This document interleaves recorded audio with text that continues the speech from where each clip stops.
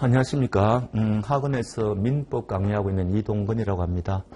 행정사 민법 강의하고 있고, 그 다음에 노무사 민법도 강의하고 있고, 그 다음에 신림동에서 감정평가사 민법 이렇게 이제 세 가지 강의하고 있는데, 작년도 문제 수준이 그 노무사하고 감정평가사는 민법이 좀 어려웠습니다. 그 예전에 비해서.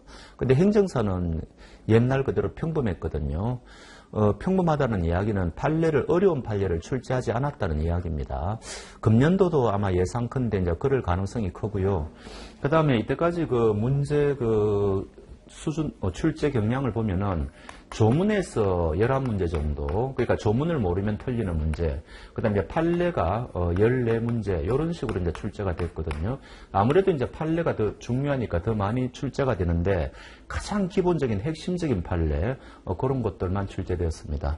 그래서 어찌됐든 오늘 이제 마지막 우리가 이제 점검을 하는데, 전체적으로 한번 쭉 훑어 나갈 겁니다. 그러면은 이때까지 공부가 미진하신 분들은 이제 좀 정리를 하고, 공부가 좀 되신 분들은 확인하고, 뭐 이런 시간을 갖는다, 그렇게 생각하면 되고요.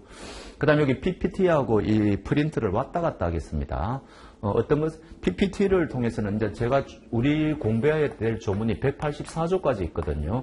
근데 제가 한 40조문은 PPT로 했습니다. 그래서 중요 조문은 PPT를 통해서 제가 좀 설명하고, 요게 빠져 있는 거는 프린트를 통해서 하고, 그런 식으로 하겠습니다.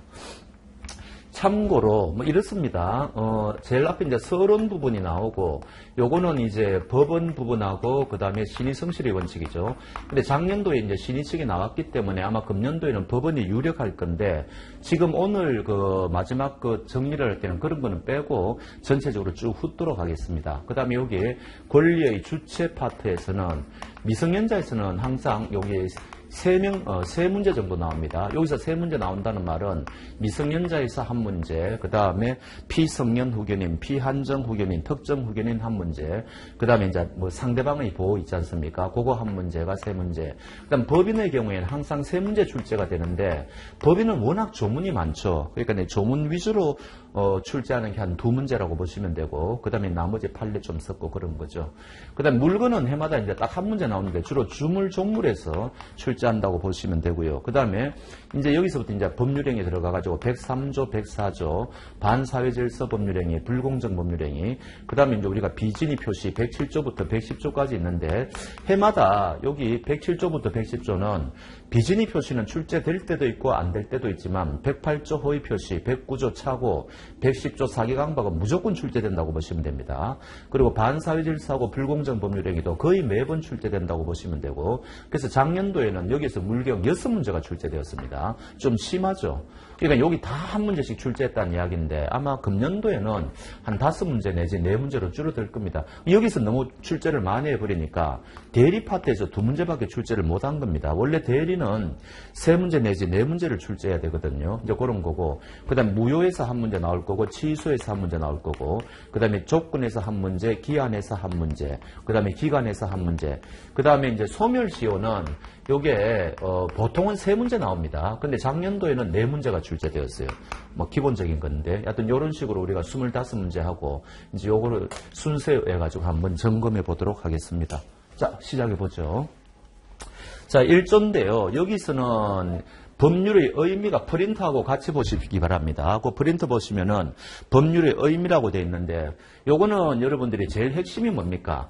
이 성문법의 총칙을 이야기한다. 모든 성문법을 다 이야기하는 거다. 그래서 법률이냐 아니냐, 여기 대해서 이제 굉장히 출제를 많이 하지 않습니까? 심지어는 예를 들면은 조약도 여기 해당된다, 뭐 이런 거 등등 해가지고 성문화된 것은 모든 것을 다 의미한다. 여기 이제 핵심이죠. 심지어는 헌법재판소 결정도 마찬가지죠. 헌법재판소에서 결정하면 모든 국가기관을 기속하니까 헌재의 결정도 여기에 해당한다. 그러나 판례는 아니라는 거. 판례는 기존 판례가 번복될 수가 있으니까 판례는 여기 법률에 해당되지 않는다는 점. 요게 가장 이제 법률에서는 핵심이 되죠. 그 다음에 두 번째는 여기 이제 관습법에 대해서 이제 물어볼 수가 있는데, 그게 바로 이제 프린트에 있습니다.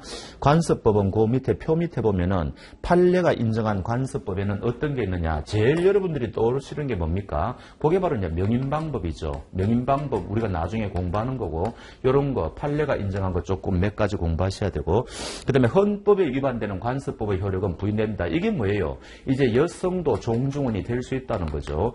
옛날에는 여성이 종중원이 될 수가 없었는데 헌법에 반하기 때문에 여성도 종중원이 될 수 있다. 뭐 이런 것도 이제 출제가 가능하고, 그 다음에 보충적 효력.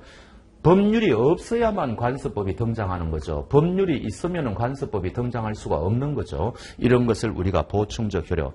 그 다음에 이제 직권조사 사항은 이거는 무조건 외우셔야 됩니다. 우리가 이제 직권조사 사항이냐, 변론주의냐, 이거는 굉장히 민법에 이제 군데군데 나오는데 전부 다 시험감이고 요거는 그냥 무조건 단답형으로 외우셔야 됩니다.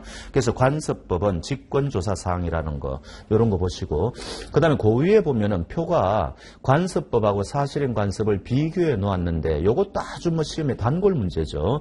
관습법은 법원이다. 그러나 사실인 관습은 법원이 아니고 법률행위 해석하는 기준에 불과하다. 그 다음에 관습법은 법적 확신까지 있어야 관습법이다. 그러나 사실인 관습 법적 확신은 없다. 그 다음에 관습법은 조금 전에 말씀드린 것처럼 직권조사 사항인데 사실인 관습은 모순되는 판례가 두 개 다 있습니다. 변론주의 대상이라는 판례도 있고 직권조사 사항이라는 판례도 다 있으니까 어느 게 출제되어도 맞다고 보시면 됩니다. 그러면 여기에서는 출제될 만한 게 굉장히 많죠. 1조라는 조문 자체를 물어볼 수도 있고, 그 다음에 법률의 의미, 그 다음에 관습법은 굉장히 물어볼 게 많고, 그 다음 조리는 별로 물어볼 게 없는데 최근에 판례가 하나 등장했죠. 그거 한번 읽어보겠습니다. 요거는 이 판례의 핵심은 뭡니까?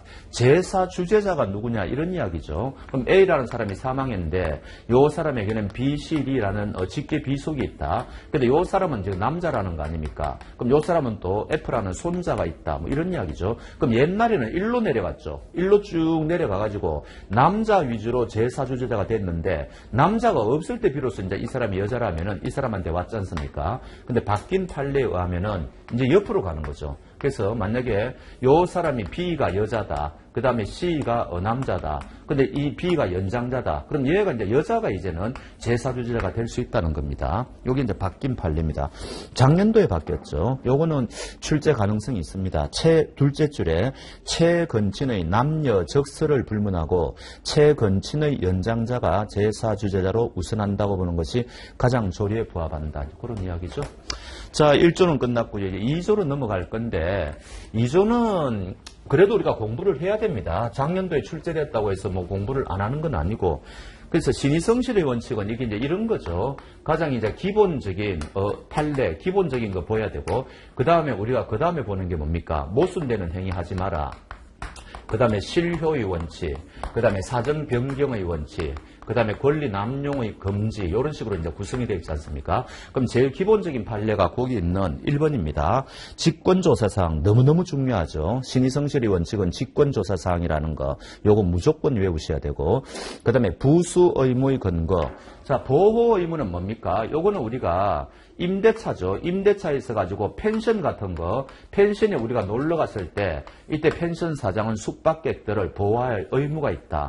그런 이제 판례가 있지 않습니까? 그래서 요거는 숙박객들을 보호할 의무, 그거하고 연결하시면 되고, 그 다음 고지 의무는 뭐죠? 요거는 아파트를 하나 분양받았는데 옆에 지금 뭐 공동묘지가 들어선다든지 그런 거를 알려줄 의무가 있다는 거 아닙니까? 그거하고 관련해서 보면 되고, 세 번째는 뭐예요? 의사들은 수술할 때 이게 위험성에 대해서 고지할 의무가 있다는 거죠. 그래서 하여튼 이런 세 가지가 가장 이제 신의성실의 원칙과 관련된 기본적인 의무라는 거고, 이런 것들을 어기면 어떻게 됩니까? 손해배상 해야 된다는 거죠.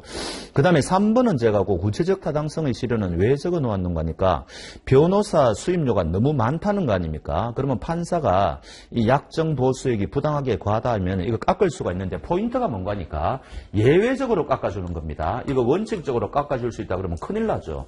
계약법의 원리에 반하니까 예외적이라는 말이 키포인트입니다. 그래서 이럴 경우에는 너무너무 이게 금액이 많으면은 예외적으로 셋째 줄에 깎아줄 수가 있다. 그렇게 보시면 되고, 그 다음에 이게 전부 다 예외가 있지 않습니까? 모순되는 행위를 하면 안 되죠. 금지가 되는데 이제 모순되는 행위로 넘어왔는데 예외가 뭐예요? 해도 되는 경우, 이게 가장 중요하죠.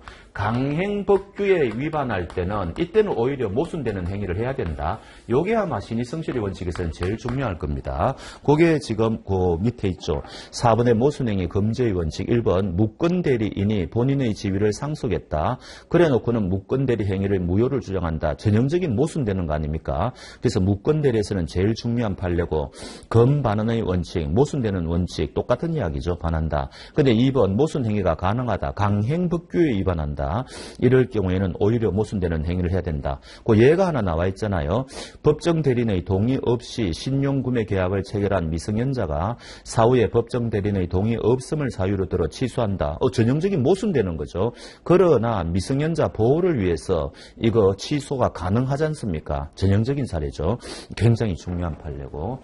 그 다음에 이 실효의 원칙은 예를 좀 아셔야 됩니다. 항소권과 같은 소송권, 해제권과 같은 형성권 이런 거에도 실효의 원칙이 적용된다. 이것도 역시 예외가 있죠. 인지청구권과 같은 거는 실효의 원칙의 대상이 안 된다는 거. 그게 이제 그 다음 페이지에 있습니다. 인지청구권 보시고.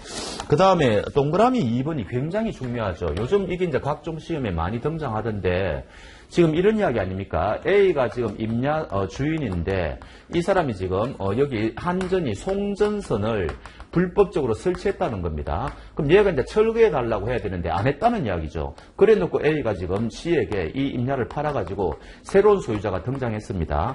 얘가 이제 한전을 상대로 이 송전선 철거해 달라고 하는 거 아닙니까? 이럴 때 옛날 소유자가 송전선에 대해서 철거해 달라고 하지 않았던 거, 요게 이제 요거 판결할 때 영향을 미치느냐? 우리 판례는 영향을 미치지 않는다 그랬죠.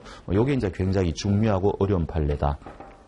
그래서 읽어보면은 종전 토지 소유자가 장기간 권리를 행사하지 않았는데 그 토지를 매수한 자가 권리를 행사한 경우 종전 토지 소유자의 권리 불행사라는 사정은 새로운 소유자에게 실효의 원칙을 적용함에 있어서 고려되지 않는다. 요거 꼭 알아놓으시기 바랍니다. 그 다음에 이제 사정 변경의 원칙에서는 요거는 여기서 말하는 사정을 무엇을 의미하느냐? 객관적인 사정을 의미한다. 주관적인 사정을 의미하는 게 아니다. 그런 게 이제 핵심이고요.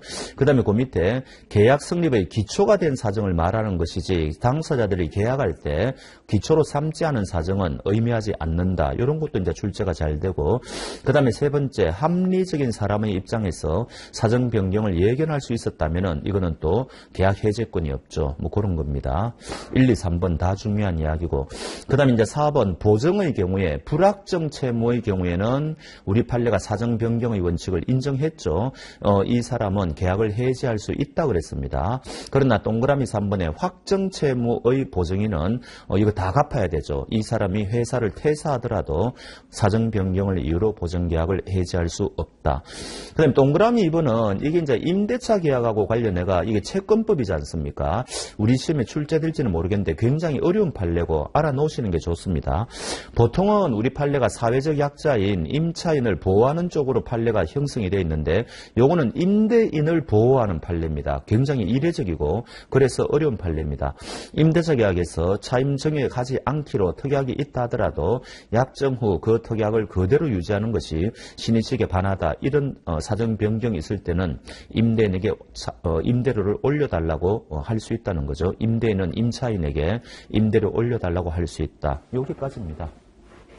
자, 그 다음에 이제 우리가 이제 3조 권리 능력으로 넘어왔는데 법 조문 넘어가기 전에 태아가 이제 우리 법에는 빠져 있지 않습니까? 근데 이 태아가 잊을만 하면 이게 출제가 되거든요. 태아의 권리 능력이. 이것도 케이스 문제로 나올 가능성이 큰데 일단은 뭐를 공부하셔야 되는 거니까 우리 민법은 개별적 보호주의다 그래가지고 4가지 경우에만 태아에게 권리를 인정한다. 요거를 달달달달 외우셔야 됩니다. 불법 행위를 당한 태아는 가해자에게 손해배상을 청구할 수 있다. 태아도 상속받을 수 있다. 유정은 유언에 의한 정려죠. 유언장을 보니까 태아에게 좀 뭐 주겠다는 거죠. 태아도 유정받을 수 있다. 태아도 인지받을 수 있다. 요거 4가지입니다. 자, 그러면은 우리 판례가요. 가로 2번은 판례죠. 태아의 권리가 부정돼 수정 능력이 뭐예요? 요거는 두 사람이 정려 계약을 맺은 거죠. 그럼 누구를 통해서 정려 계약을 맺었을까요? 어머니를 통해서 이제 태아를 위해서 어머니가 정려 계약을 했을 거 아닙니까? 우리 판례는 이거 안 된다는 거죠. 계약과 같은 것은 태아에게 권리 능력이 없다 그랬습니다. 어머니가 태아를 대신해서 정려 계약을 체결했다 하더라도 그거는 무효라는 이야기죠. 이 판례가 조금 의미가 있고. 그 다음에 태아에게는 이런 네 가지 권리가 인정된다 하더라도 태아인 동안에는 권리 능력이 인정되지 않죠. 우리 판례에 의하면. 이 말은 무슨 말입니까? 태아인 동안에는 아무것도 할 수 없다는 이야기입니다. 근데 나중에 태아가 출생하면은 문제가 발생한 시기로 거슬러 올라가가지고 너는 처음부터 권리가 있었다. 이게 이제 우리 판례의 정지 조건설이죠. 그래서 만약에 태아가 상속받을 이런 권리가 생겼는데 아직 태아가 출생을 안 했다. 그러면 태아는 권리 능력이 없는 거죠. 권리를 행사 못 한다는 겁니다. 근데 만약에 태아가 출생을 했다. 그러면은 거슬러 올라가가지고 너는 처음부터 상속받을 권리가 있었다. 이런 식으로 이제 이론 구성을 하는 거죠. 왜냐하면은 나중에 태아가 쌍둥이로 태어날 수도 있고 사산할 수도 있고 여러 가지 문제가 있을 수 있으니까 출생하는 것을 지켜보자. 요게 이제 우리 판례의 기본적인 태도입니다. 그거 보시고. 그 다음에 이제 의사 능력은 이 작년에 우리 행정사 시험에 나와버렸어요. 그래서 이거는 아마 금년도에 또 출제되지는 않을 겁니다. 의사 능력은 거기 보시면은, 의사 표시를 할 수 있는 능력이지 않습니까? 그게 동그라미 1번인데 2번이 판례거든요. 요게 이제 출제될 가능성이 있는데 특히 어떤 법률행위가 일상적인 의미만을 이해하여서는 알기 어려운 특별한 법률적 의미나 효과가 부여되어 있는 경우 의사 능력이 인정되기 위하여는 그 행위의 일상적인 의미뿐만 아니라 법률적인 의미나 효과에 대하여도 이해할 수 있을 것을 요한다. 요게 이제 최신 판례죠. 이런 판례가 있기 때문에 조금 봐야 되고, 가로 2번에 의사 능력의 유무 판정, 개별적으로 판단하죠. 그래서 획일적으로 판단하는 게 아니고 개별적 케이스 바이 케이스로 판단하고, 그 다음에 의사 무능력자가 행한 법률 행위는 무효죠. 아무 효력이 없고, 그러면 이미 주고받은 게 있으면 돌려받아야 되는데 우리 판례는 미성년자 반환 특례 규정을 유추 적용하여 선의자든 악의자든 현존 이익만 돌려주면 된다 그랬지 않습니까? 그래서 그 판례가 굉장히 중요한데, 문제는 의사 능력은 작년도에 이거를 박서영 문제로 출제를 했기 때문에 아마 금년도에는 정말 출제를 안 할 겁니다. 그래서 넘어가도 된다. 이제 그런 말씀을 드리겠습니다. 자, 이제 5조 미성년자가 왔는데, 미성년자는 법률행위 할 때 법정 대리인의 동의를 얻어야 되는데, 이 동의 같은 거를 우리가 이제 의사표시라고 그러지 않습니까? 근데 끊임없이 시험에 나오는 게 묵시적 의사표시가 가능하다는 거, 이거는 거의 매번 출제가 됩니다. 그래서 명시적으로 할 필요가 없고, 딱 보니까 저건 의사표시한 거하고 비슷하다 그러면 묵시적 의사표시를 인정하는 거죠. 그래서 만약에 이거를 위반했다면 법정 대리인의 동의를 받지 않고 했다면 취소할 수 있지 않습니까? 근데 요거는 또 우리가 저 뒤에 141조부터 146조에 이게 규정이 돼 있죠. 그래서 여기서는 우리가 당장 보는 게 아니고 저 뒷부분에 가서 이제 우리가 보면 된다. 그 다음에 요게 뭡니까? 미성년자가 혼자서 할 수 있는 게 막 나오죠. 권리만을 얻는다. 그러면 미성년자가 혼자 할 수 있죠. 그 다음에 의무만을 면한다. 미성년자가 혼자 할 수 있죠. 요런 거. 이제 미성년자가 법정 대리인의 동의를 안 받아도 되는 거, 혼자 할 수 있는 거, 이런 거를 달달달달 외우셔야 됩니다. 방법이 없죠. 그래서 5조에 이게 나오고, 제일 시험에 많이 나오는 게 8조죠. 미성년자가 법정 대리인으로부터 영업에 관하여 허락을 받았다. 이때는 조문이 이상하게 되어 있습니다. 성년자와 동일한 행위 능력이 있다. 이 말은 뭡니까? 원래는 우리가 거슬러 올라가면은 법정 대리인의 동의를 받아야 되는데, 법정 대리인의 동의를 받더라도 이 대리권이 여전히 존재하죠. 대리권이 소멸하는 게 아닙니다. 법정 대리인도 대리권을 행사할 수가 있는데, 이 부분은 성년자와 동일한 행위 능력이 있다라고 되어 있으니까 성년자 취급해 주겠다는 거 아닙니까? 그러면 대리권이 소멸된다는 이야기죠. 이제 영업에 대해서는 성년자와 동일한 행위 능력이 있으니까 법정 대리인의 대리권이 소멸된다. 이게 이제 시험에 제일 많이 나오고요. 그 다음에 우리 민법 조문에 선의의 제3자에게 대항하지 못한다라는 조문이 있으면 이건 무조건 시험감입니다. 거래의 안전을 위해서 악의자는 보호 안 하겠는데 선의자는 보호하겠다는 거 아닙니까? 그래서 영업을 허락을 취소 또는 제한했다 하더라도 그 사실을 모르는 제3자에게는 대항하지 못한다. 이런 조문이 있다는 거 그거 보시고, 그 다음에 또 혼자서 할 수 있는 게 뭡니까? 여기는 없는데 6조도 있죠. 6조에 뭡니까? 요게 이제 용돈 조항이죠. 미성년자가 부모로부터 용돈 받은 것은 혼자 쓸 수 있다. 뭐 그런 것도 보셔야 되고, 그 다음에 쭉 가가지고 저 뒤에 116조 가면은 미성년자는 대리인이 될 수가 있죠. 미성년자는 대리인이 될 수 있다. 뭐 이런 것들 혼자서 할 수 있는 거를 여러분들이 이때까지 공부하신 기본서를 찾으셔가지고 혼자 할 수 있다. 그러면 혼자 할 수 없는 게 뭡니까? 미성년자 혼자 불가한 거. 요게 제일 시험에 많이 나오는 게 의무가 발생하는 것은 혼자 못합니다. 의무가 발생하는 거. 대표적인 게 뭐예요? 의무가 발생한 거. 그냥 공짜로 받는 게 아니고 부담부 정렬을 받는다. 부담이라는 게 이제 의무하고 비슷하지 않습니까? 100% 공짜가 아니고 부담이 생기니까 이때는 혼자 못한다. 그 다음에 경매도 마찬가지죠. 경매를 하면 물건을 싸게 사니까 좋을 것처럼 보이지만 의무가 발생하죠. 매매 대금을 치러야 되니까 이런 의무가 발생하는 것은 혼자 못한다. 그래서 혼자 할 수 있는 거하고 혼자 할 수 없는 거 이런 거 좀 구별하셔야 되고, 조금 어렵게 출제되면은 유언도 출제합니다. 근데 유언은 17세가 되어야 유언할 수 있다. 요거는 이제 가족법에 있는 건데 같이 알아놓으셔야 됩니다. 유언은 17세가 되어야만 할 수 있다. 그런 것들 좀 감을 잡으시지요. 자, 그 다음에 8조까지 했고요. 그 다음에 갑자기 17조로 넘어왔는데, 이제 요 프린트 한번 보시겠습니다. 거기 이제 피성년 표가 있는데, 이거는 무조건 한 문제 출제된다고 봐야 되겠죠. 그래서 피성년 후견, 피한정 후견, 특정 후견의 차이점이 뭐냐.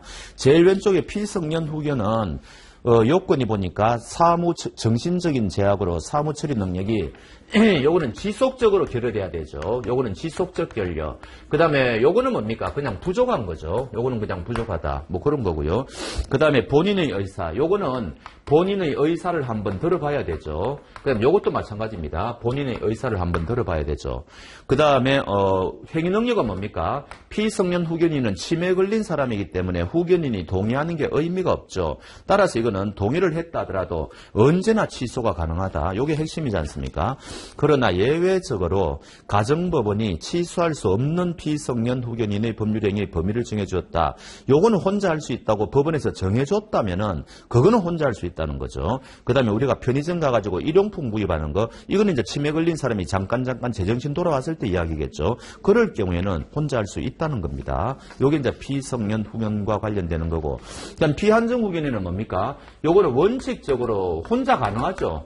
피한정 후견 받았다 하더라도 혼자 가능합니다. 혼자 가능한데 예외적으로 요 정도 범위는 후견인의 동의를 받아라. 요렇게 만약에 법원에서 하면은 요거는 이제 후견인의 동의를 받아야 된다는 거죠. 그런데 만약에 후견인의 동의를 안 받았다. 그럼 요건 이제 취소권이 발생하는 거죠. 그럼 아까 여기도 취소권이 발생했죠. 여기도 취소권이 발생하죠. 그래서 피성년 후견과 피한정 후견은 취소권이 이제 발생한다는 이야기입니다. 그러나 일용품은 역시 혼자 할 수 있다는 이야기고, 그 다음 이거하고는 완전히 차원이 다른 게 피특정 후견이지 않습니까? 특정 후견이 아주 시험에 잘 나오죠. 이거하고 워낙 다른 거기 때문에 첫 번째, 요거는 요건이 뭐예요? 일시적 후원 또는 특정 사무가 후원하는 거죠. 그러니까 요거 일시적 후원, 특정 사무 후원이 필요하다. 반드시 하셔야 되고, 그 다음에 요거는 뭐예요? 이 사람이 반대하면은 못하는 거죠. 여기는 그냥 본인의 의사를 한번 들어보는 건데, 여기는 본인이 나는 받기 싫다 그러면 이거 판사가 못하는 거죠. 본인의 의사에 반하여는 할 수 없다. 완전히 다른 거 아닙니까? 뭐 그런 거고. 그 다음에 얘는 스페어로 그냥 후견인 한 명 두고 있었는가 아무 뭐 옛날하고 차이가 없다는 겁니다. 그 대신에 판사는 언제까지 받아라, 기간이라든지 요 부동산 사무에 대해서만 받아라, 요런 사무의 범위를 정해줘야 되죠. 그게 이제 특정 후견입니다. 그 다음에 이제 요 정도 하면 충분하고요. 그 다음에 여기서 시험에 이것도 많이 나옵니다. 성년 후견에서 한정 후견으로 만약에 일로 넘어간다. 아니면 상태가 악화돼가지고 한정 후견에서 성년 후견으로 간다. 아니면 얘가 한정 후견으로 간다. 얘가 성년 간다. 이런 식으로 이게 이제 바뀔 수가 있지 않습니까? 그러면은 종전의 심판은 종료되었다고 선언을 해줘야 됩니다. 종전의 후견은 종료됐다고 반드시 심판을 해줘야 됩니다. 여기 법조문에 있는데 요거 의외로 출제가 잘 돼요. 요거하고 합쳐가지고 같이 꼭 알아놓으시기 바랍니다. 그 다음에 또 하나는요, 이 청구권자가 이제 시험에 나올 수가 있는데, 공익의 대변자라 해가지고 검사는 항상 끼어 있거든요. 근데 지방자치단체 장이 있는 거는 여기 하나밖에 없어요. 피성년 후견, 피한정 후견, 피특정 후견 다 마찬가지죠. 이 부분은 지방자치단체 장도 청구권자에 포함되어 있습니다. 민법에 다른 데 가면 없어요. 그러니까 이것도 굉장히 특이하니까 지자체 장도 할 수가 있다. 그거 하나 아니고. 그 다음에 성년 후견은 본인도 청구할 수 있습니다. 치매에 걸렸다 하더라도 본인이 제정신 돌아왔을 때 청구하면 된다는 거죠. 본인도 청구권자가 된다. 그런 것들 포인트로 잡아주시기 바랍니다. 여하튼 뭐 굉장히 다양하게 출제할 수 있으니까 이 부분은 그냥 한 문제 출제된다. 그렇게 하시면 되겠습니다. 그 다음에 요것만큼이나 출제가 잘 되는 게 15조, 16조죠. 그 다음에 여기는 17조하고 엮어가지고 같이 출제를 하는데 요거는 요 표만 여러분들이 이해를 하시면은 뭐 틀릴 리가 없죠. 근데 이거 평소에 연습을 좀 하셔야 됩니다. 자, A가 법정 대리인이다. 그 다음 B가 18세 미성년자다. C하고 두 사람이 매매계약을 맺었다. 근데 얘가 동의를 해주지 않았는데도 얘가 혼자서 멋대로 매매계약 맺었다. 그럼 얘들은 취소권이 있는데 취소권이 존재하고 있는데 언제 취소권을 행사할지 알 수가 없죠. 자, 이럴 경우에 상대방 C는 어떤 권리가 있느냐 이거 아닙니까? 자, 첫 번째 그 프린트 3페이지 제일 밑에 보면은 확답 촉구권이라는 거 뭡니까? C는 A에게 최고할 수 있죠. 확답 촉구가 최고지 않습니까? 물어볼 수가 있죠. 너희들 취소할 거냐 말 거냐 물어볼 수가 있죠. 근데 이거는 미성년자한테 물어보는 거는 의미가 없죠. 미성년자는 결정권이 없으니까. 그러니까 이때는 법정 대리인에게 물어봐야 되고 압도적으로 시험에 많이 나오는 것은 얘가 아기자라도 물어볼 수가 있습니다. 얘가 미성년자라는 거 뻔히 알면서 그래야 애도 물어볼 수가 있다. 여기 이제 시험에 제일 많이 나오죠. 그게 표의 첫째 줄에 있습니다. 그 다음에 거기는 없는데 적어 놓으시죠. 물어봤는데 얘가 끝끝내 침묵을 지키면 어떻게 됩니까? 이때는 긍정적으로 해석하시면 돼요. 그러니까 추인한 거로 간주합니다. 이 계약은 취소권을 포기한 거로 간주하는 거죠. 15조 1항이 그렇게 돼 있죠. 그래서 만약에 물어봤는데 법정 대리인이 아무런 답을 하지 않으면은 그거는 긍정적으로 추인한 것으로 간주한다. 이렇게 되는 거죠. 그거까지 알아놓으셔야 되고. 그 다음에 이제 요 최고권은 물어봤는데 상대방이 답을 해야 되고 하니까 막 귀찮지 않습니까? 요때 최고 안 하고 얘가 계약을 빠져나갈 수가 있죠. 그거를 우리가 철회권이라 그러지 않습니까? 근데 이거는 뭐예요? 너무너무 시험에 잘 나오는 게 선의자만 빠져나갈 수가 있죠. 철회권은 선의자만 빠져나갈 수가 있다. 그게 이제 두 번째 줄에 있고. 그 다음 제일 끝에 보면은 철회권은 미성년자한테도 행사할 수가 있죠. 이거는 그냥 빠져나가겠다고 통보하는 거니까 철회권은 미성년자한테 행사할 수가 있다. 그 대신에 거기에는 없는데 시간적인 제약이 있죠. 이쪽에서 먼저 뭐 취소권을 포기한다든지 해가지고 계약이 확정되어 버리면 못 빠져나가지 않습니까? 그래서 상대방 쪽에서 추인하기 전에만 빠져나갈 수 있다. 이런 게 이제 핵심이죠. 요게 이제 시험에 제일 많이 나오는 겁니다. 그럼 거절권은 생각보다는 출제가 안 되는데 그래도 이제 알아놓으셔야 되죠. 거절권은 뭐예요? B가 요 C한테 와가지고 채무를 면제해 준 거 아닙니까? 채무를 면제해 줬다. 요걸 우리가 단독행위라 그러지 않습니까? 근데 부모 동의도 안 받고 와서 멋대로 이렇게 했다. 그럼 아까하고 말씀드린 것처럼 얘들은 취소권이 있죠. 근데 언제 취소할지 모르니까 C는 어떤 권리가 있느냐? 조금 전에 말씀드린 것처럼 최고권은 똑같습니다. 근데 두 번째는 뭡니까? 아까 계약의 경우에는 철회권인데 이제는 단독행위의 경우에는 거절권이죠. 나는 너가 내한테 채무 면제한 것을 거절하겠다. 돈 주겠다 이야기죠.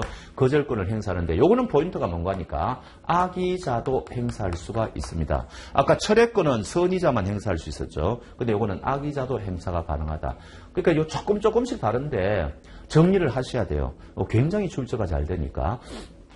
그 다음 요거하고 합쳐가지고 이제 하죠. 제한 능력자가 속임수로서 자기를 능력자로 믿겠다. 근데 여기는 주어가 뭔가 하니까 제한 능력자죠. 요거는 피성년 후견인도 포함이 됩니다. 피성년 후견인이 자기가 제한 능력자인 거 속임수 썼다는 거 아닙니까? 근데 요거는 두 번째는 법정 대리인의 동의가 있는 것으로 믿게 하는 거죠. 요거는 피성년 후견인이 빠집니다. 왜냐하면 피성년 후견인은 그 동의서 위조하는 거는 의미가 없죠.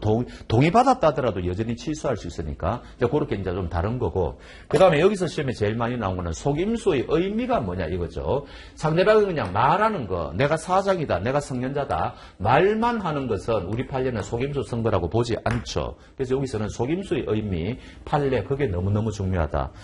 뭔가 물어봤는데 내가 사장이다. 나 군대 갔다 왔다. 나는 20살 이상이다. 이렇게 말로써 속이는 것은 우리 판례에 의하면 여기의 속임수가 아니다. 여기 이제 핵심이 되는 겁니다. 그 정도 하면은 한 문제를 맞출 수 있다고 봐주고요.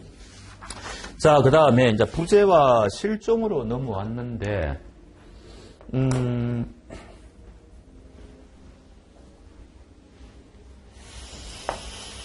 요거는 이게 이제 A가 있고 A가 이제 부재와 실종은 작년도에 출제가 안 됐습니다. 그러니까 금년도 출제될 가능성이 높다고 봐요. A가 지금 부재자고 B가 지금 이 사람이 재산관리인이라는 이야기 아닙니까? 그럼 이 사람은 어떤 권한이 있느냐 이 이야기죠.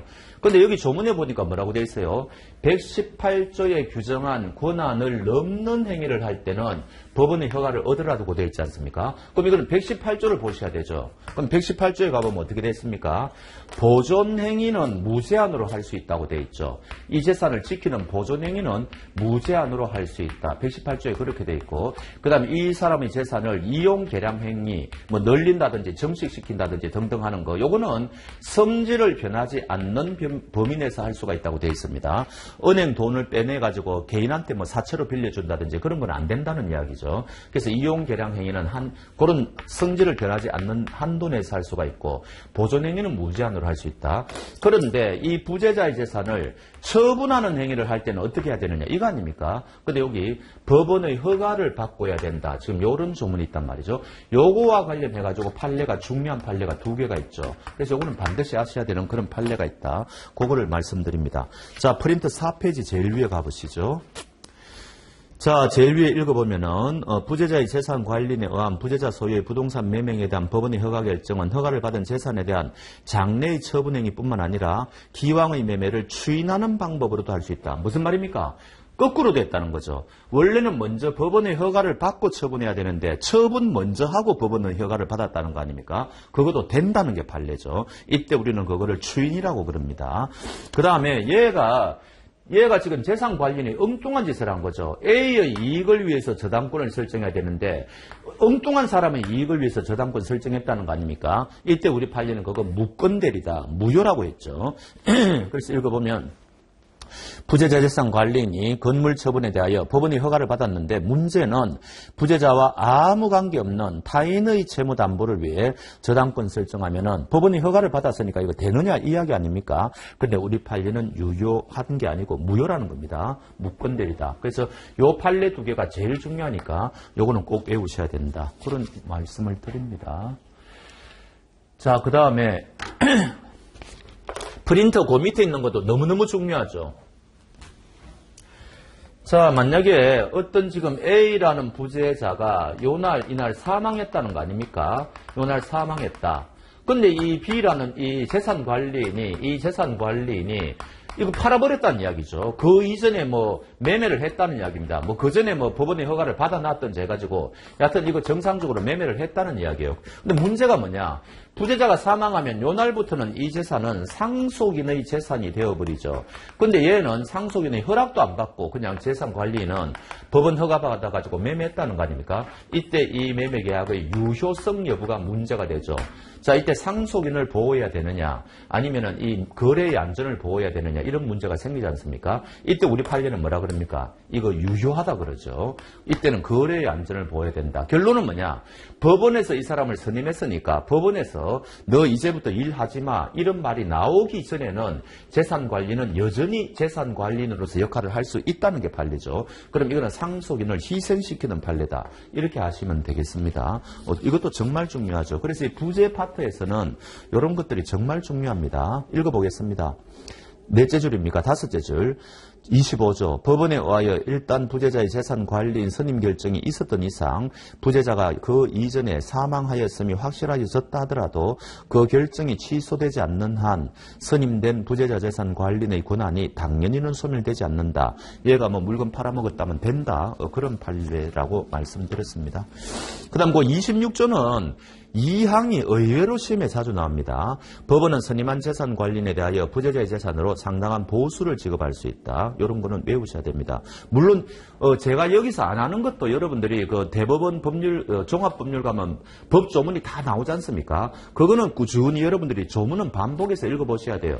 그중에 특히 중요한 조문이라는 거지 중요하지 않은 조문도 출제는 할 거 아닙니까? 1항이 그런 겁니다. 읽어보겠습니다. 법원은 그 선임한 재산 관리인으로 하여금 재산의 관리 및 반환에 관하여 상당한 담보를 제공했다. 이런 거 출제합니다. 근데 그거보다는 2항이 더 중요하다는 거죠. 자, 여기까지가 일단 부재자 재산 관리인이고, 그 다음에 실종 선고인데, 부재하고 실종을 보통 이제 합쳐가지고 한 문제를 보통 출제를 하죠. 그럼 일단 법 조문부터 여러분들이 면밀하게 보셔야 될 거 아닙니까? 자, 1항은 뭐예요? 5년이죠. 5년이고, 여기 일반 실종이지 않습니까? 그럼 2항은 뭐예요? 전쟁터 나간 사람. 침몰하는 배, 그 다음에 비행기 추락하는 거, 그 다음에 이제 또 원인, 위난이라 그래가, 위난실종이라 그래가, 요런 4가지가 있죠. 요럴 경우에는 1년 동안이죠. 그래서 보통 실종은 5년, 특별 실종은 1년. 요거를 일단 당연히 외우셔야 될 거고. 그다음 여기서의 핵심은 뭐예요? 누군가 이해관계인이 저 사람 죽었다고 실종 선고를 청구할 수가 있는데 요 이해관계인의 의미가 뭐냐? 요게 굉장히 이제 중요한 판례가 있죠. 자, 그래서 거기 보시면은 프린트 한번 보겠습니다. 둘째 줄 이해관계인은 부재자의 법률상의 사망으로 인하여 직접적으로 뭔가 권리를 취득하거나 혜택을 봐야 된다는 겁니다. 그래서 만약에 1순위 상속인이 있는데 얘는 청구를 안 하는데 3순위 상속인이 이해관계자가 돼가지고 실종선고해달라고 누군가를 실종선고 청구를 할 수가 있느냐? 우리 판례는 안 된다는 거죠. 얘는 직접적으로 혜택 보는 게 없지 않습니까? 그래서 이때는 이해관계인의 의미가 정말 중요하다. 그게 핵심이고 그 위의 판례는 의외로 출제가 자주 됩니다. 이 사람이 잠수장비를 착용한 후 바다에 입수했는데 행방불명이 됐다. 그럼 이거 1년짜리냐 5년짜리냐 이거 아닙니까? 그럼 우리가 볼 때는 바다에 들어가가지고 안 나오면은 이거 1년짜리라고 봐야 되겠죠. 근데 우리 판례는 이거 5년짜리라 그랬습니다. 이유가 뭔가 하니까 아마 잠수 장비를 착용했기 때문에 그런 것 같아요. 이 사람은 살아있을 가능성을 배제할 수 없다는 이야기겠죠. 그래서 저는 잠수 장비에 포인트를 두고 보셔야 됩니다. 자, 그 다음에 28조 실종 선고 효과. 이게 이제 여러분들이 압도적으로 이제 출제가 많이 되는 게 뭡니까? 언제 이 사람은 사망한 거로 보냐? 간주죠, 간주. 사망한 거로 보냐, 이죠. 핵심은 뭐예요? 실종 선고의 기간이 만료한 때죠. 보통 실종이면 1년, 보통 실종이면 5년, 특별 실종이면 1년 이렇게 되지 않습니까? 그래서 5년, 1년의 기간이 만료한 때 이 사람은 사망한 걸로 본다. 이걸 일단 제일 먼저 아셔야 되고요. 그 다음에 그 28조 그 프린트 보시면 본인이 생환하여 실종 선고가 취소되기 살아 돌아왔다는 겁니다. 그런데 아직 실종 선고가 취소되지 않았죠.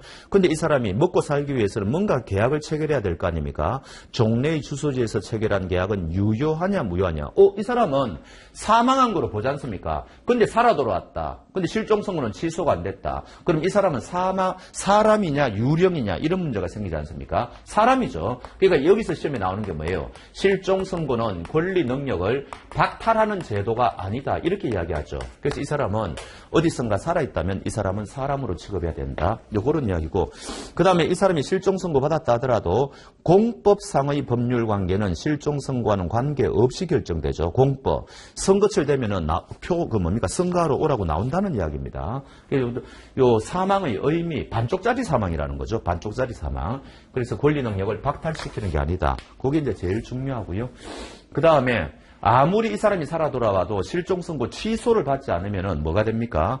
이 사람은 상속이 번복이 안 되죠. 실종 선고 취소가 있어야만 상속이 번복된다. 그런 거는 가장 기본적인 겁니다. 이제 실종 선고 취소가 있는데 요거는 한 2-3가지만 아시면 됩니다. 자, 이제 실종선고 취소가 있다는 거죠. 그러면은 이때는 본인도 이제 실종선고 취소해달라고 청구할 수가 있죠. 살아 돌아왔으니까.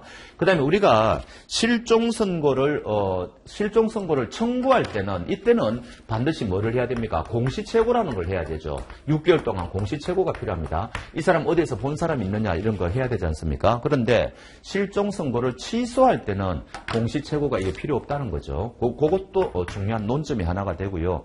그 다음에 실종 선고가 이제 취소되었습니다. 그런데 선고 후 취소 전, 요거를 꼭 외우셔야 되죠. 선고 후 취소 전. 자, 만약에 요날 실종 선고가 일어났다. 실종 선고가 일어났다. 그럼 나중에 실종 선고 취소가 이날 일어났다. 그러면은 이 사람이 살아 돌아와가지고 실종 선고 취소됐을 때 상속인이 요 사이에 상속받은 재산을 만약에 건물이 있다면 이거를 매매했다는 이야기 아닙니까? 요거는 이제 유효라는 이야기죠. 요거는 살아 돌아와도 돌려받지 못하죠. 그래서 실종 선고 후 취소 전 요거를 꼭 외우셔야 되고 또 선의가 돼야 되죠. 이때 매도인 매수인이 다 선의해야 됩니다. 그렇다면은 요거는 거래의 안전을 위해서 요게 유효하다는 거 요거를 꼭 아셔야 됩니다. 너무 깊게 하실 필요는 없고. 그 다음에 이제 그러면 실종 선고 취소가 있으면은 상속이 이제 처음부터 없어지는 거니까 돌려줘야 되겠죠. 근데 직접 원인으로 하여 재산을 취득한 자가 누굽니까? 이 사람은 상속인이죠. 근데 이거 나누죠. 자, 이 사람이 그 사실을 모르고 상속받았을 때는 현존 이익만 돌려주면 되죠. 근데 이 사람이 만약에 아버지가 어디 살아있다는 걸 뻔히 알면서 상속받았다면 그때는 받은 이익에 이자까지 붙여서 돌려줘야 되고 손해가 있으면 손해까지 배상해야 됩니다. 요거는 부당이득 반환하고 똑같은 조문인데 어찌됐든 간에 실종선고 취소 이게 판례가 있을 리가 없죠. 이론적인 이야기인데 요 조문 자체는 출제가 충분히 되니까 요거를 정확하게 하실 필요가 있다. 그런 이야기입니다. 자, 프린트 보시면요. 30조 동시사망 2명 이상이 동일한 위난으로 사망했을 경우에는 이거는 추정입니다. 동시사망으로 추정하고 그럼 동시사망으로 추정이 되면 어떻게 됩니까? 두 가지 법률 효과가 있죠. 첫 번째 사망자 상호간에는 어떻게 되죠? 사망자 상호간에는 이때는 상속이 일어날 수가 없죠. 둘 다 사망한 게 되니까. 그 다음 이때 우리 판례는 대섭 상속은 가능하다 그랬죠. 요건 이제 가족법 이야기인데 외우시는 게 좋습니다. 동시사망의 경우에도 우리 판례가 대섭 상속은 가능하다. 굉장히 유명한 판례거든요. 이런 거는 충분히 출제가 가능하다. 그렇게 감을 잡으시면 되겠습니다. 자, 여기까지가 권리 능력 중에서 사람과 관련되는 이야기입니다. 이제 법인으로 넘어가 보도록 하겠습니다. 법인은 이제 서두에도 제가 말씀드렸다시피 조문이 너무 많거든요. 그 조문을 사소하다고 생각하지 말고 다 읽어보셔야 돼요. 그런데 워낙 중요한 게 35조이지 않습니까? 법인에서 제일 중요한 조문이 35조니까 이거는 이제 여러분들이 독자적으로 한 문제 나올 수 있다 이렇게 생각하셔야 되죠. 자, 그러면 만약에 A 법인이 있다. 그 다음에 B라는 이 법인의 대표기관이 있다. 근데 이 대표기관이 직무와 관련된 일을 하다가 그만 상대방한테 불법 행위를 했다. 그래서 상대방 씨에게 손해를 끼쳤다. 손해가 발생했다. 그럼 이때는 대표기관의 행위는 법인의 행위가 되어버리죠. 대표기관의 행위는 법인의 행위가 되어버리니까 상대방은 법인한테 가가지고 손해배상을 청구할 수 있다. 이게 35조 1항이지 않습니까? 그래서 법인한테 청구할 수가 있는데 그런데 우리 민법은 피해자를 두텁게 보호하기 위해서 대표기관에도 손해배상을 청구할 수 있게 만들어 놓았습니다. 그게 요 이야기죠. 이사 기타 대표자는 이로 인하여 자기의 손해배상 책임을 면하지 못한다. 이거는 굉장히 예외적인 겁니다. 원래는 이런 거는 있을 수가 없죠.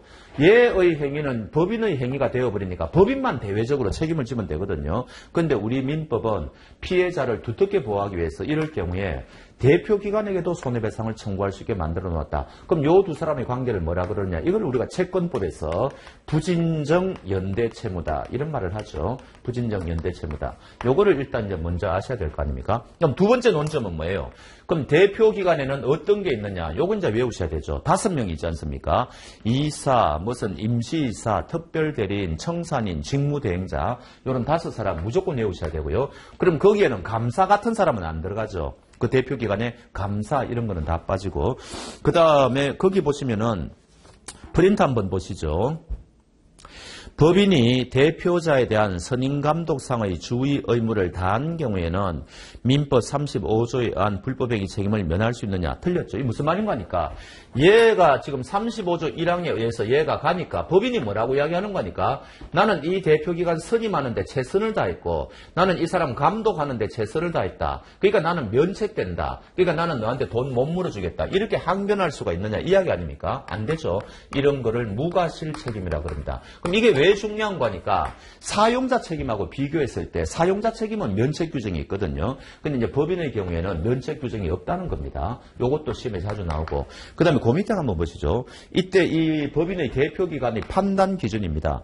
당의 법인을 실질적으로 운영하면서 법인을 사실상 대표하여 법인의 사무를 집행하는 자는 법인의 대표자에 포함합니다. 요거를 사실상의 대표자. 제가 조금 전에 대표기관이 5종류가 있다고 그랬는데 이거 말고 등기부에는 이 사람이 대표자라고 등기가 안 돼 있는데 사실은 이 사람이 이 법인을 좌지우지하고 있었다는 겁니다. 그런 사람을 사실상의 대표자라고 그러고, 그래서 우리 판례는 결론은 뭐예요? 등기부를 가지고 판단하는 게 아니라는 겁니다. 사실상 이 법인을 좌지우지했느냐, 그거 가지고 판단하는 겁니다. 그 다음 그 밑에 거, 그럼 이사는 무조건 대표기관이냐? 아니죠. 이사 중에서도 우리가 현실에서 대표권이 없는 이사가 수두룩 하지 않습니까? 그런 사람은 법인의 대표기관이 아니기 때문에 그의 행위로 인하여 법인의 불법 행위가 성립하지 않는다. 이런 것들이 전부 다 이제 시험감이죠. 자, 여기가 이제 1라운드고 2라운드는 뭐예요? 자, 그러면 대표기관이 자기의 사적인 행위를 하는 게 아니고 직무와 관련되는 행위를 해야 되지 않습니까? 그럼 이 직무 관련성을 어떻게 여기 이제 외형 이론이라는 거 아닙니까? 겉으로 봐가지고 이런 이야기죠. 겉으로 봐가지고. 자, 그러면 그 밑에 프린터 4페이지 밑에서 셋째 줄, 법인의 대표이사가 대표권이 범위 내에서 한 행위는 자기, 이게 뭐예요? 이런 거를 우리가 대표권 남용이라고 그러죠. 이 사람이 속으로는 시커먼 생각을 하고 있다는 겁니다. 횡령할 의도로 지금 뭔가 수작을 부리고 있는데 겉으로는 막 은행 가서 돈 빌리고 막 이런 거죠. 이럴 경우에 우리가 이걸 대표권 남용이라고 그러고, 이럴 경우에도 직무 관련성이 인정된다는 거 아닙니까? 따라서 이때 시인은 A에게 법인한테 가가지고 35조 1항 책임을 물을 수 있다는 겁니다. 자, 그래서 자기의 이익을 도모할 목적으로 그 권한을 남용한 것이라 할지라도 특별한 사정이 없는 한 법인의 행위로서 유효하다. 법인이 책임져야 된다는 겁니다. 또 다른 말로 하면은 또 다른 경우 얘가 법을 어기면서까지 뭐 하고 있다는 거죠. 그러면 이때 법인은 책임 안 지느냐? 외형 이론에 의하면 책임져야 된다는 겁니다. 겉으로 봐가지고 법인의 그거면은 책임져야 된다는 거죠. 행위의 외형상 대표기관의 직무행위라고 인정될 수 있다면 법령에 위반된 것이라도 직무에 관한 행위에 해당한다. 요거 두 가지가 시험에 단골 문제죠. 대표권 남용, 그 다음에 법령 위반. 요럴 경우에도 법인의 행위로서 인정이 되니까 법인이 책임을 져야 된다. 근데 그 다음 판례가 중요하죠. 다만 피해자가 얘가 지금 법을 위반하고 있다. 자기 사리사욕을 도모하고 있다. 이 상대방 C가 그거를 뻔히 알면서 뭔가 거래를 했다. 근데 몰랐다. 몰란 거는 좋은데 중과실로 몰랐다는 거 아닙니까? 중과실은 거의 고의하고 똑같은 거거든요. 그래서 만약에 알면서 거래를 했다든지 중과실로 몰랐다. 이런 경우에는 상대방 C를 보호할 가치가 없다는 거죠. 이때는 법인에게 책임을 물을 수 없다. 이게 우리 판례죠. 요게 이제 우리 민법 총칙에서는 10손가락 안에 들어가는 중요한 판례입니다. 다만 피해자가 대표기관의 행위가 직무 권한 내에 해당하지 아니함을 알았거나 또는 프린트 넘겨보시면 중과실로 알지 못한 경우에는 법인에게 불법행위 책임을 물을 수 없다. 그러면 이거를 반대해서 가면 어떻게 됩니까? 요 상대방 C가 일반적인 과실, 경과실이 있다. 그럼 만약에 20% 있다고 칩시다. 이러면 어떻게 돼요?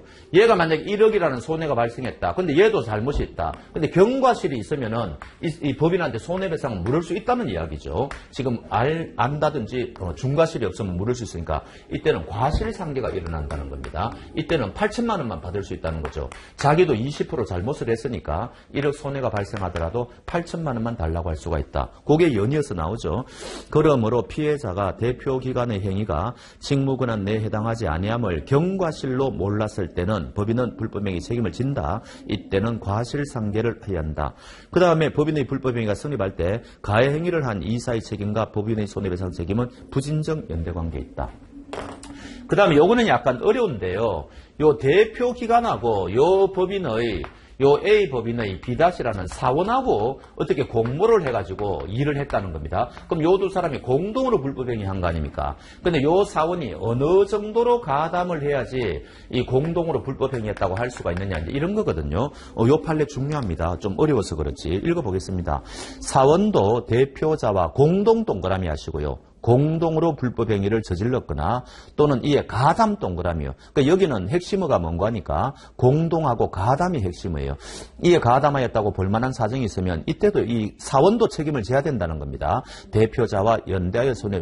그러나 의결에 찬성하였다는 이유만으로는 아니라는 겁니다. 의결에 찬성했다는 것만으로는 사원은 공동 불법 행위가 아니다. 어렵죠. 이 판례는 요즘 많이 출제되니까 알아두시는 게 좋을 것이다. 그런 말씀을 드립니다.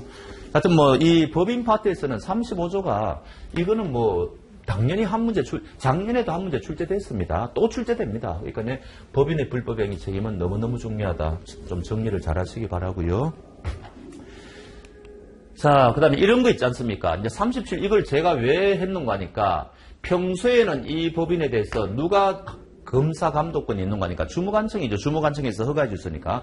근데 이 법인이 해산 단계에서는 어느 기관에서 그거 합니까? 감독합니까? 법원입니다. 90 몇 조에 있죠, 이게. 법 조문이 정확하게 지금 갑자기 기억이 안 나는데. 그러니까 요런 거는 객관식으로 내기 참 좋아요. 평소에는 이 법인에 대해서 주무관청이 감독을 한다. 그러나 이 법인이 해산 청산 단계에 있다면 그거는 이제 주무관청이 아니고 법원에서 감독한다. 요렇게 또 이제 구별해가지고 알아놓으셔야 될 거고. 그 다음 이제 40조는 왜 요거를 또 했는가 하니까, 요거는 이제 사단법인이죠. 자, 이제 여기는 정관인데, 요 정관에 대해서 판례가 두 가지가 있습니다. 자, 이 정관은 자치법규이냐, 아니면은, 이게 계약관계냐, 이게 이제 문제가 됐는데, 우리 판례는 이거 자치법규라고 봤죠. 요거 외우셔야 되고. 그 다음에 이 판례를 정관을 해석할 때 사원들이 모여가지고 다수결로 해석하면은 구속력 있느냐, 우리 판례는 없다 그랬습니다. 법을 해석하는 걸 어떻게 다수결로 해석하느냐 이 말이죠. 그래서 요 정관의 의미, 자치법규다. 계약관계가 아니다. 그 다음에 이거는 다수결로 해석해도 법적 구속력이 없다. 그런 점도 아셔야 되고.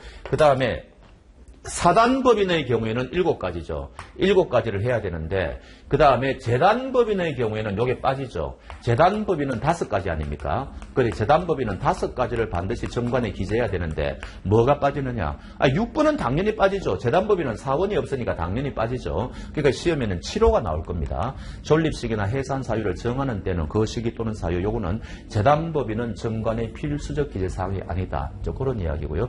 그 다음에 요런 거를 우리가 뭐라 그러는가 하니까 반드시 정관을 작성해야 되지 않습니까? 이런 거를 우리가 요식행위라 그래요. 우리 민법의 원칙이 뭡니까? 불요식행위죠. 방식 필요 없습니다. 근데 요거는 반드시 명확성을 요구하니까 정관 반드시 작성하라는 거 아닙니까? 요런 걸 우리가 요식행위라고 그런다. 그런 거고요. 그 다음에 재단법인은 우리가 이 설립 요거 하나 이함 나온 거 하죠. 재단법인 설립행위 법적 성격이 뭐예요? 요거 상대방 없는 단독행위입니다. 우리 민법에 상대방 없는 단독행위가 3가지밖에 없는데 여기서 하나 나오거든요. 요거 외우시는 게 좋아요. 상대방 없는 단독이다. 사단법인은 출제 안 합니다. 학설 대립이 있기 때문에 재단법인의 설립행위의 법적 성격은 상대방 없는 단독행위다. 일방적으로 재산 기부하면 된다는 이야기죠. 하여튼 40조 그런 거 좀 보시고 41, 두 번째로 중요한 게 법인에서 두 번째로 중요한 게 41조하고 60조죠. 정말 중요합니다. 제일 중요한 거는 조금 전에 법인의 불법행위 그게 제일 중요할 거고요. 그 다음에 이제 이사의 이 법인의 대표권에 대해서 제안을 했는데 일단은 이게 효력이 발생하기 위해서는 정관에 이거를 기재해야 됩니다. 안 그러면 효력이 발생 안 한다는 거죠. 근데 외부에 있는 사람들은 이 사실을 모를 거 아닙니까? 그럼 외부에 있는 사람에게 대항하기 위해서는 어떻게 해야 되느냐? 등기를 해야 된다는 거죠. 등기를 하면 외부 사람들한테 대항할 수가 있다. 그럼 등기를 하지 않으면 대항 못 한다는 거죠. 근데 문제가 생겼네요. 여기 보면은 법조문에 보통은 보면은 선의의 제3자에게 대항하지 못한다. 이런 말을 하는데 여기는 선의라는 말이 없어요. 그러니까 헷갈리는 거죠. 그러면 이거는 악의자도 보호된다는 말 아니냐. 선의자가 없으니까 악의자도 보호된다는 말이냐. 우리 판례는 맞다는 거죠. 법조문에 선의자가 없으니까 등기를 안 하면은 악의자도 보호된다. 너무너무 중요하죠. 자, 거기에 프린트에 있습니다. 자, 보시죠. 효력요건. 그러니까 정관이 효력요건이고 제3자 외부의 사람들에 대해서 대항하기 위해서는 이거 등기하면은 당연히 선의 제3자에게도 대항할 수 있죠. 그러나 등기하지 않으면 선의 악의에 관계없이 제3자에게 대항할 수 없다. 악의자도 보호된다. 근데 우리가 비법인 사단은 우리 민법에 규정이 없는데 비법인 사단은 전부 뭐합니까?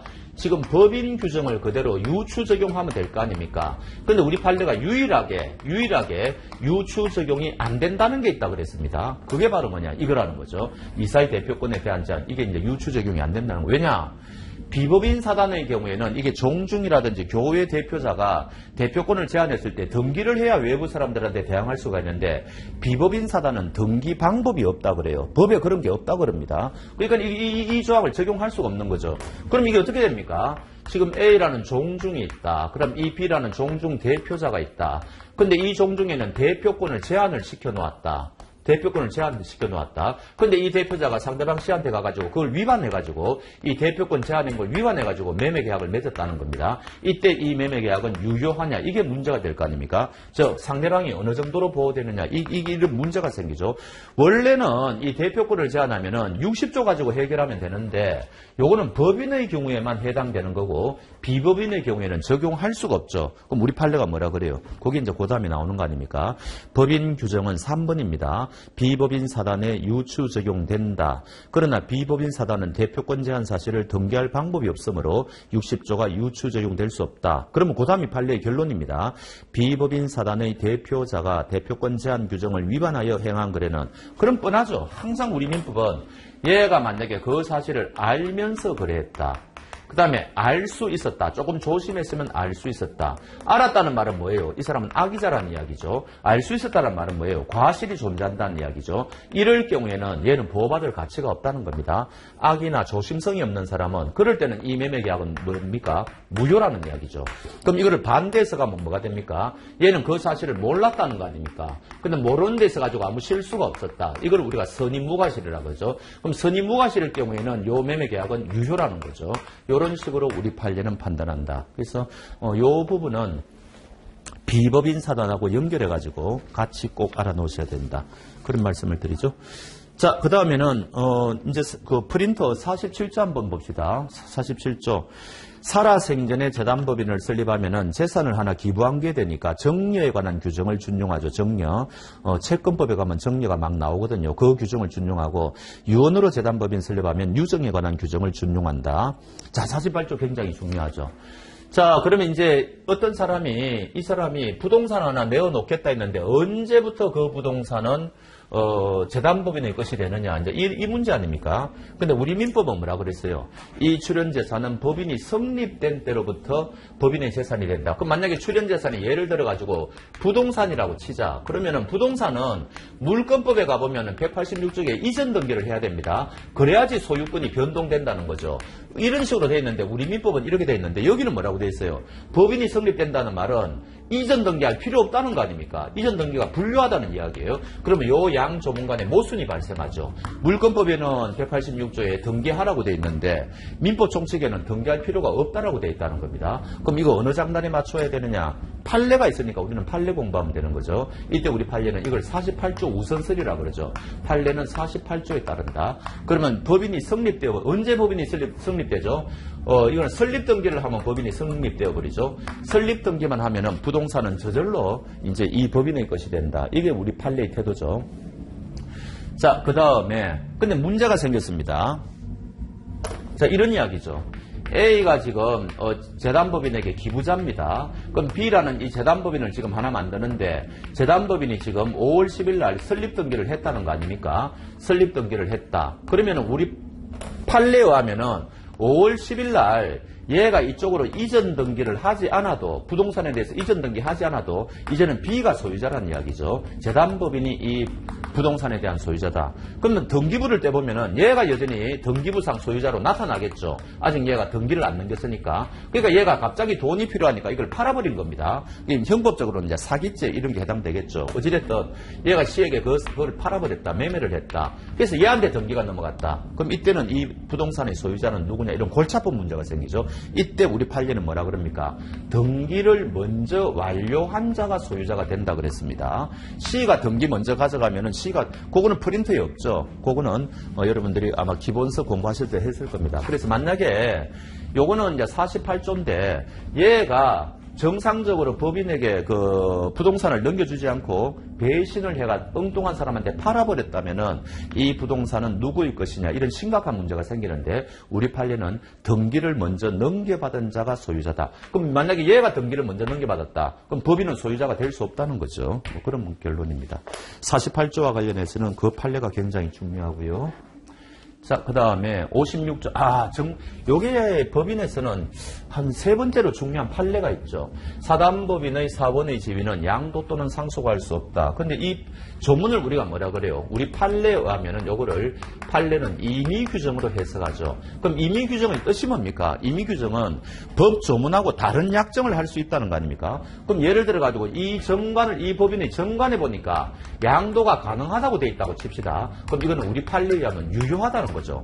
법에는 저렇게 돼 있는데 우리 판례는 이거를 임의규정이라고 해석하니까 만약에 정관에 양도 또는 상속할 수 있다라고 만약에 돼 있다면은 그거는 된다는 이야기입니다. 유효하다는 거죠. 그래서 요 판례도 무지무지하게 시험에 자주 나오니까 꼭 아셔야 된다. 뭐 그런 이야기입니다. 자, 그 다음에 57조 프린트 한번 보시죠. 법인은 이사를 주어야 된다. 근데 이 법인하고 이사 관계는 그 유임 관계거든요. 그래서 정관에 다른 규정이 없다면 법인은 정당한 이유가 없어도 이사를 언제든지 해임할 수 있습니다. 이사도 언제든지 사임할 수 있고.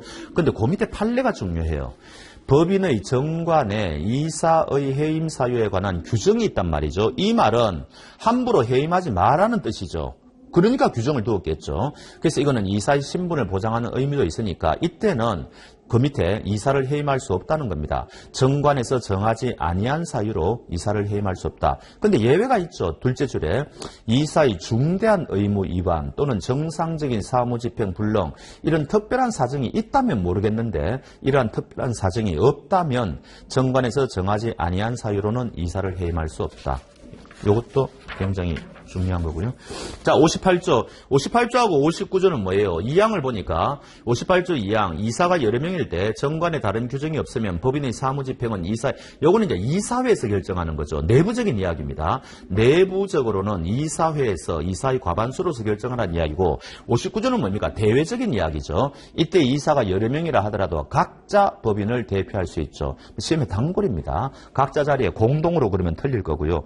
그 다음에 법인의 대표에 관하여는 대례 관한 규정을 준용한다. 그 밑에 판례도 제법 중요하죠.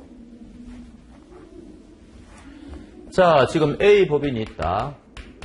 B라는 대표 이사가 있다. 얘가 상대방 씨하고 가가 매매 계약을 체결했다. 그러면 이사의 행위는 법인의 행위가 되어버리는 거죠. 그러면은 이 권리 의무는 법인이 가져가는 거죠. 권리와 의무의 귀속 주체는 법인이죠. 그럼 A하고 C 사이에 이제 법률 효과가 발생하는 거 아닙니까? 이게 법인 제도죠. 근데 만약에 채무 불이행이 발생했다. 그러면 요 C는 상대방한테 채무 불이행에 따른 손해배상을 청구해야 될 거 아닙니까? 채무 불이행에 따른 손해배상을 상대방한테 청구할 건데 이때 법인한테 청구할 거냐, 개인에게 청구할 거냐 이런 문제가 생기잖아요. 당연히 개인에게는 청구 못한다는 겁니다. 모든 권리 의무는 법인이 가져가니까 채무 불이행은 그것도 법인이 책임져야 된다는 거죠. 그런 판례지 않습니까? 그래서 그거 읽어보면 법인의 대표권을 가진 자가 하는 법률행위는 성립상 효과만 법인에게 기소할 뿐 위반의 효과인 채무 불이행 책임까지 법인에 기소가 이러면 틀렸다는 이야기죠. 그러면 아까 우리가 중대한 예외가 있었죠. 법인의 불법행위 경우에는 그렇지 않았다는 거 아닙니까? 법인의 불법행위는 얘도 책임을 졌어야 됐죠. 그거는 중대한 예외입니다. 예외. 원래는 얘는 대외적으로는 책임질 이유가 없죠. 얘의 행위는 얘의 행위가 되어버리니까 얘가 대외적으로 책임지면 될 거 아닙니까? 그러나 불법행위는 그렇지가 않았다. 그러니까 그게 이제 시험에 자주 나오는 거죠. 자, 그 다음에 62조는요, 아주 뭐 시험의 단골 문제죠. 이사가 이제 일의 일부를 다른 사람한테 맡길 수 있다는 건데, 포인트는 뭐예요? 특정한 행위죠. 이사는 정관 또는 총회의 결의로 금지하지 않은 상이 하나여 타인으로 하여금 특정한 행위를, 이 말의 반대서가 뭡니까? 포괄 위임이 가능하느냐, 이 이야기 아닙니까? 포괄 위임은 안 되죠. 이사가 자기 일 하나도 안 하고 다른 사람한테 통째로 다 위임할 수가 있느냐? 말이 안 되는 소리죠. 특정한 행위만 할 수 있다. 그 다음에 요거는 시험에 또 자주 나오는 게 뭐예요? 당연히 요 조항은 비법인 사단에도 적용이 됩니다. 비법인 사단은 법인 규정이 다 적용되는데 요거는 판례가 있으니까 우리가 더더욱 알아야 되는 거죠. 그래서 비법인 사단은 포괄 위임이 금지된다. 63조는 제가 왜 했는 거니까 63조는 임시이사고요. 64조는 특별대리인 선임이거든요. 요거 비교하는 거, 요건 언제 요거는 이제 임시이사고 거기 63조는 요거는 이제 거기 빠져 있는데 프린트에는 요거는 특별대리인 선임하는 거예요. 시험에는 요거 양자를 섞어가지고 막 출제한단 말이죠. 요건을 막 섞어가지고. 그러니까 제 말은 언제 임시이사를 선임하는 건지, 언제 특별대리인을 선임하는 건지, 그거를 이제 알아놓으시라는 이야기입니다. 자, 그 다음에 프린터 보면 77조, 78조는 뭡니까? 77조는 사단법인하고 재단법인의 공통해산 사유입니다. 존립기간의 만료, 목적의 달성, 달성의 불능, 정관에서 정한 해산 사유의 발생, 파산, 설립허가의 취소 많죠? 근데 이제 2항을 보니까 사단법인은 이거 말고도 더 있다는 거 아닙니까? 사원이 없게 되거나 총회 결의로도 해산한다. 그럼 총회 결의를 할 때는 78조 4분의 3이죠. 그러니까 우리가 과반수가 이제 원래는 의사정족수, 의결정족수인데 3분의 2 이상의 찬성을 요하는 게 뭐죠? 정관변경이죠. 정관변경. 그 다음에 4분의 4 이상의 찬성을 요하는 걸 뭐죠? 요게 바로 해산결이죠. 사단법인에서. 요거는 숫자를 외우셔야 됩니다. 3분의 2하고 4분의 3. 자, 이제 앞부분이 거의 끝났고요. 뒷부분인데 이제 법인이 없어지는 건데 이게 요 부분이 여러분들이 제일 틀리기 쉽고 헷갈리는 부분이거든요. 자, 이제 우리 법인 없어지니까 채권 신고하십시오. 이 기간 내에는 채권자에 대해서 이제 변제하지가 못하겠죠. 그런데, 그러니까 요 날까지 요 법인이 10월 31일 날 이 법인이 변제기입니다. 근데 이게 문제가 뭔가 하니까 11월 31일까지는 이 채권 신고 기간이라는 거죠. 그럼 채권 신고 기간이 되어가지고 요 날까지는 변제가 금지되지 않습니까? 그럼 한 달 늦어지는 거죠. 그 한 달 늦어지는 동안 요거 지연배상해야 되느냐 이런 문제가 생기죠. 법에서는 요 날까지는 돈 갚지 말라고 돼 있지 않습니까? 그럼 나중에 이제 요 날 돈을 갚아버리면 한 달 늦어지는 거 아닙니까? 이 지연배상해야 되느냐? 지연배상해야 됩니다. 법에 그렇게 돼 있어요. 이런 거는 아주 입법적으로 해결했습니다. 채권 신고 기간 내에는 채권자에 대하여 변제하지 못하는데 그러나 법인은 채권자에 대하여 지연 손해배상 의무를 면한다 그러면 틀려버리는 거죠. 면하지 못한다. 그런 거 보시면 되고. 자, 그 다음에 94조. 끝까지 이제 법인에서는 중요한 판례가 나오죠. 자, 청산 종결 등기가 행해졌다. 그러면 원래는 6페이지 제일 밑입니다. 원래는 법인은 없어지는 건데 이 청산인이 착각한 거죠. 청산 사무가 아직 남아있다는 겁니다. 그럼 이미 청산 종결 등기는 행해졌다. 이 법인은 없어진 법인이냐? 이거 아닙니까? 이때 우리 판례는 그 법인의 권리 능력은 소멸되지 않는다 그랬죠. 그래서 이럴 경우에는 실제로 사무가 다 마쳐져야만 법인은 소멸됩니다. 이것도 법인에서는 5손가락 안에 들어가는 중요한 판례예요. 그러니까 이 판례도 꼭 아실 필요가 있습니다. 자, 요 정도 하고 워낙 우리가 할 게 많으니까 이제 물건으로 바로 넘어가겠습니다. 백조물, 주물종물. 이게 우리가 이제 부동산, 동산, 주물종물, 그 다음에 원물, 과실 이게 이제 주인데 이게 한 문제밖에 안 나오거든요. 그러면 보통 여기서 냅니다. 주물종물에서 내는데 이것만 내면 너무 뭐 하니까 요거 5지문 중에 한 3지문 이거 여기서 넣고 나머지 한 지문은 원물, 나머지 하나는 부동산 이런 식으로 섞어내. 이게 이제 제일 중요하단 말이죠. 그럼 여기 종물이 되기 위해서는 뭡니까? 상용에 공해야 되죠. 그럼 상용이 뭐예요? 항상 뭔가 제공해야 된다는 뜻입니다. 일시적이면 안 된다는 거죠. 일시적이면 안 된다. 이게 이제 여기 있고, 그 다음에 자기 소유인 다른 물건이라고 되어 있으니까, 주물과 종물은 소유자가 동일해야 되구나. 이런 것도 우리가 여기서 알 수 있죠. 그거 이외에는 여기 정보가 없어요. 종물의 그 정보가. 요거 2가지 정도밖에 없지 않습니까? 그럼 나머지는 우리가 판례를 통해서 알아야 되죠. 자, 프린트 한번 보시겠습니다. 종물은 주물의 처분에 따른다. 7페이지. 이때 종물만을 별도로 처분하기로 한 약정이 무효냐? 아니죠. 우리 판례는 임의 규정이라 그랬습니다. 그래서 얼마든지 종물만 따로 처분할 수가 있다. 그 다음에 조금 전에 보신 것처럼 주물 소유자의 소유가 아닌 물건은 종물이 될 수 없죠. 소유자가 같아야 됩니다. 그 다음에 주물 소유자의 사용에 공여되고 있더라도 주물 자체의 효용과 직접 관계가 없는 물건은 종물이 아니죠. 그게 뭡니까? 제일 밑에 있는 예죠. 호텔 객실에 설치된 TV 전화기는 호텔 건물의 종물이 아닙니다. TV 같은 거는 간접적으로 호텔의 가치를 증가시킬 수는 있을지 모르겠는데 직접적으로 기여하는 건 아니라는 거죠. 그래서 이런 거는 직접 관련성이 있어야 된다. 그런 이런 거고요. 그 다음에 네 번째 줄, 독립성이 있어야 되죠. 물건이어야 되니까. 종물은 주물의 구성 부분이 아닌 독립한 물건이어야 된다. 그 다음에 부동산도 종물이 될 수 있다. 그 다음에 압류를 했다는, 그럼 주물에 대해서 압류를 했다는 거죠. 주물에 대해서, 주물의 처분에 따른다고 그랬으니까 주물에 대해서 압류가 일어났다는 겁니다. 그럼 종물에 대해서도 압류가 일어났냐 이야기 아닙니까? 우리 판례는 맞다는 거죠. 주물, 종물 이론은 공법상의 압류와 같은 거에도 적용이 된다. 그 다음 여기는 어디까지나 주물, 종물은 이게 물건 대 물건 관계지 않습니까? 이게 권리 대 권리의 관계도 인정이 되느냐? 우리 판례는 인정된다 그랬죠. 주된 권리, 종된 권리. 그래서 주물과 종물의 관계에 있는 법리는 특별한 사정이 없는 한 권리 상호간의 관계도 미친다. 건물에 대해서 저당권을 설정하면은 그 건물의 소유를 목적으로 하는 지상권에도 미친다. 다른 사람 땅에다가 이 건물 지었다는 겁니다. 그러면 이 사람은 토지에 대해서 지상권이 있거든요. 요건데 하여튼 뭐 요거는 넘어가셔도 되겠습니다. 그 다음에 이제 주물, 종물 판례를 좀 몇 개 외우셔야 되지 않습니까? 주유소의 지하에 매설된 유류 저장 탱크는 우리 판례가 종물이 아니라 그랬죠. 그건 그냥 딱 밑에 토지에 달라붙었으니까 이런 걸 우리가 부합물이라 그럽니다. 부합되었다 이렇게 이야기하죠. 그런데 이제 여러분들 그 주유소에 기름 넣으러 가실 때 유류 그 뭡니까? 이거 뭐라 그러죠? 유류기 기름 넣는 거 있지 않습니까? 유류기. 그거는 우리 판례가 종물이 맞다 그랬죠. 표현이 갑자기 제가 정확한 표현은 여러분들이 아실 겁니다. 기름 넣는 거 눌러가 하는 거 있지 않습니까? 요거는 우리 판례가 종물이 맞다 그랬는데 땅 밑에 있는 탱크는 이거는 부합된 거다. 이거는 종물이 아니다. 이렇게 이야기했죠. 자, 그러면 주물에 만약에 저당권이 만약에 설정되었다. 그러면 종물에도 저당권이 설정된 거하고 똑같죠. 뭐 이런 식입니다. 여하튼 주물, 종물 이론은 너무너무 중요하다. 그 다음 101조 천년과실의 개념, 그 다음에 법정과실의 개념인데 국립공원 입장료가 시험에 굉장히 자주 나오죠. 우리가 국립공원 들어가면 입장료가 나오는데 입장료 내야 되는데 우리 그 토지를 사용한 대가이니까 민법상의 과실이냐 이게 문제가 되었지 않습니까? 우리 판례는 아니라 그랬죠. 그래서 요거 국립공원 입장료 무조건 외우셔야 되고, 자, 그 다음에 원물과 과실은 물건 대 물건의 관계여야 됩니다. 근데 임금은 일을 하고 나서 대가를 받는 거니까 물건 대 물건의 관계가 아니죠. 따라서 임금은 법정 과실이다 그러면 틀렸다는 이야기입니다. 그런 이야기가 될 것이고요. 그 다음에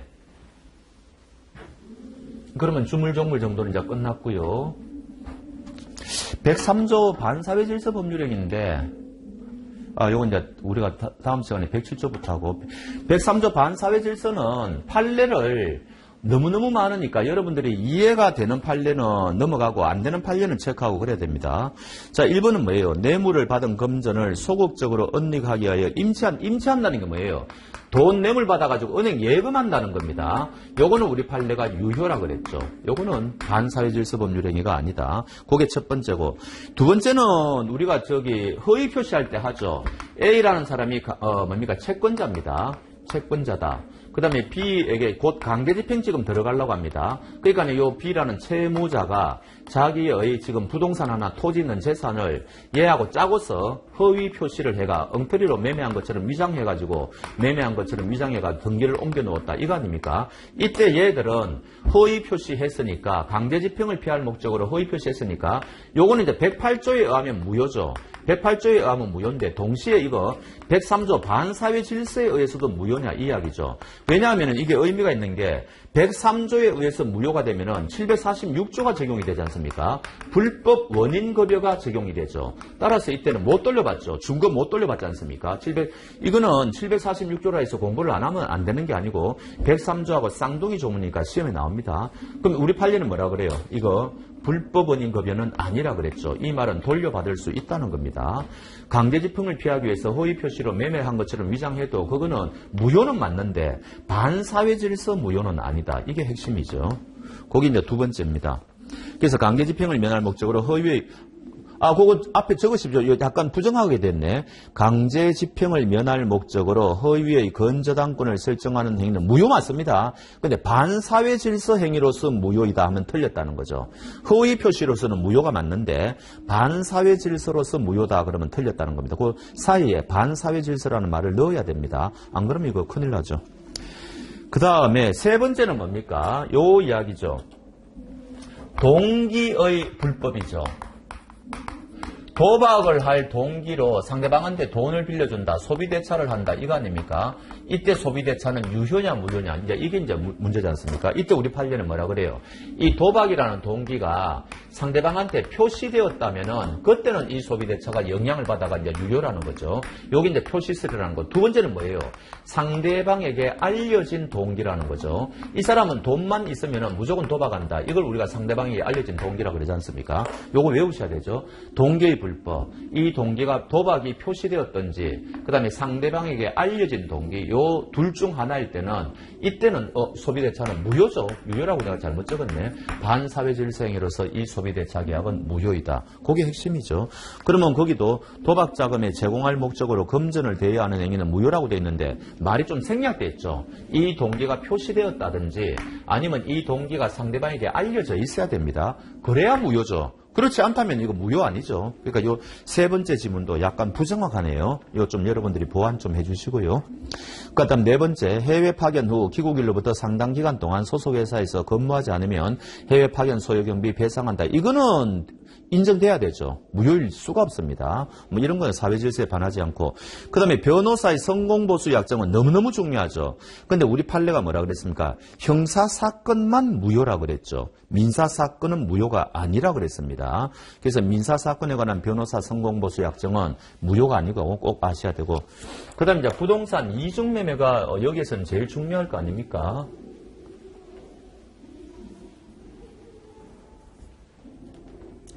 자, A와 B가 1매매를 했다.